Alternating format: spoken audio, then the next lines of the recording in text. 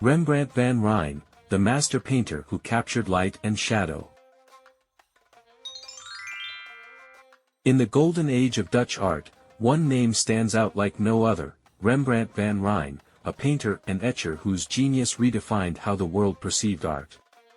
Rembrandt was not merely a painter of portraits or biblical scenes, he was a master of light, shadow, and humanity, a storyteller on canvas who could bring even the darkest moments to life with profound warmth and emotion. His ability to observe and capture the subtlest of human expressions has made him an immortal figure in art history. But behind the fame lay a man of extraordinary complexity, talent, and resilience. Let's journey through the life of Rembrandt, his rise to success, his daily rituals, his passions, and the fascinating stories behind some of his greatest works. Early life, the son of a miller who dreamed in colors. Born on July 15, 1606, in the thriving city of Leiden, Netherlands, Rembrandt Harmenszoon van Rijn was the ninth child in a relatively well-to-do family. His father, Harmen Gerritzoon van Rijn, was a miller, while his mother, Neeltgen Willemsdochter van Zutbroek, came from a family of bakers. Rembrandt's upbringing was modest but comfortable, and he was fortunate to receive a solid education. His parents valued learning and enrolled him in the local Latin school, where he studied classics and language, a crucial foundation for understanding historical and biblical themes that later defined his art. At the age of 14, Rembrandt entered the University of Leiden. However, academia was not for him. Art beckoned, and he left his studies to apprentice under Jacob van Swanenburg, a painter known for his vivid depictions of fire and hellish scenes. It was here that Rembrandt learned the essentials of composition and brushwork. Later, he trained under Peter Lastman in Amsterdam, a master painter who taught him how to infuse drama into biblical and mythological scenes, a skill that would shape Rembrandt's artistic style. The rise to fame in Amsterdam. By his early 20s, Rembrandt had developed a unique ability to capture light, shadow, and expression. In 1625, he returned to Leiden and set up his own studio. His reputation grew quickly, and soon he was attracting attention beyond his hometown. By 1631, Rembrandt moved to Amsterdam, then the economic and cultural center of the Netherlands. It was a city teeming with wealth, trade, and ambition, a perfect environment for an artist of Rembrandt's caliber. In Amsterdam, he painted portraits for wealthy merchants and prominent figures. His ability to capture not just physical likeness but also the inner life of his subjects made his portraits stand apart. One of his most famous early commissions was the anatomy lesson of Dr. Nicolaes Tulp, 1632. The painting, which depicts a group of surgeons gathered around a dissected cadaver, showcases Rembrandt's command of light and shadow, chiaroscuro, as well as his understanding of human drama. The work earned him widespread acclaim and cemented his reputation as one of the leading painters in Amsterdam. Success and personal life. In 1634, Rembrandt married Saskia van Wylenburg, the cousin of a wealthy art dealer. Their marriage brought joy and prosperity to Rembrandt's life, as Saskia became his muse and model for many of his works. During this time, Rembrandt's creativity flourished, and he painted some of his most celebrated portraits and biblical scenes.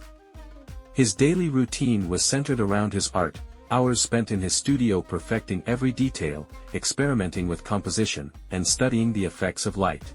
Rembrandt's studio was a bustling place, filled with students and assistants who learned from the master himself.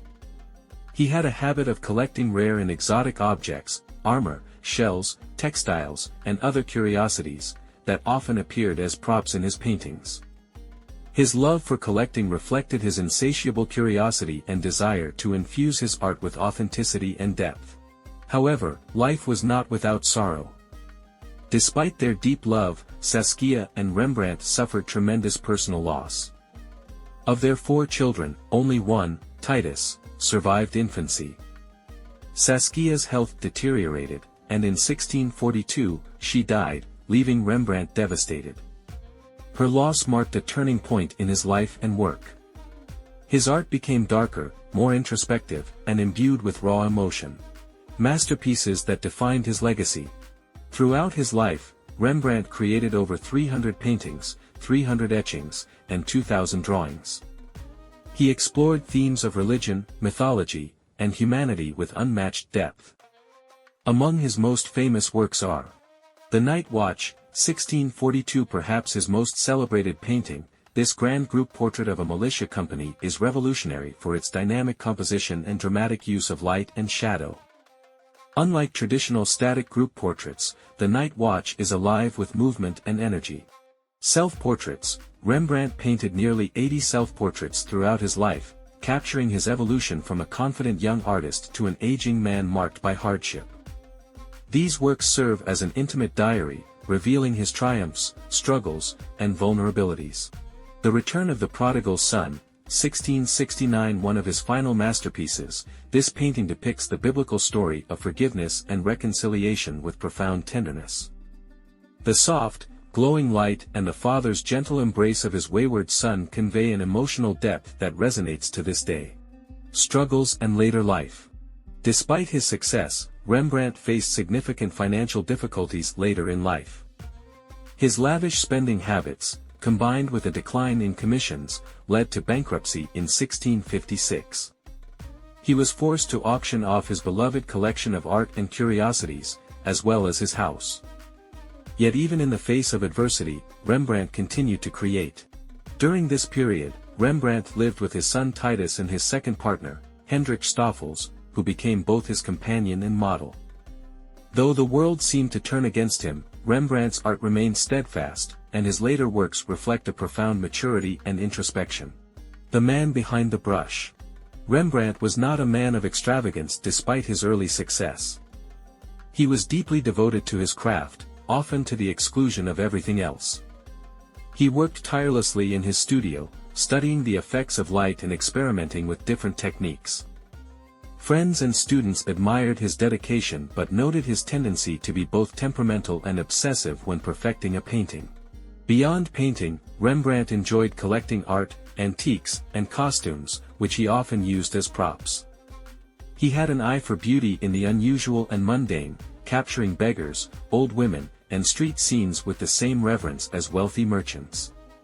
His ability to see dignity in every subject set him apart from his contemporaries. Legacy, light that never fades. Rembrandt died on October 4, 1669, in Amsterdam, and was buried in an unmarked grave. His death was quiet, but his legacy has been anything but. Today, Rembrandt is celebrated as one of the greatest artists of all time. His ability to capture the human spirit, his mastery of light and shadow, and his fearless exploration of emotion ensure that his works remain timeless. From the brilliance of The Night Watch to the intimacy of his self-portraits, Rembrandt's art continues to inspire and move generations. He was not just a painter but a poet of the human soul, capable of finding beauty and truth in every corner of life. His story reminds us that even in darkness, there is light, and through art, we find immortality.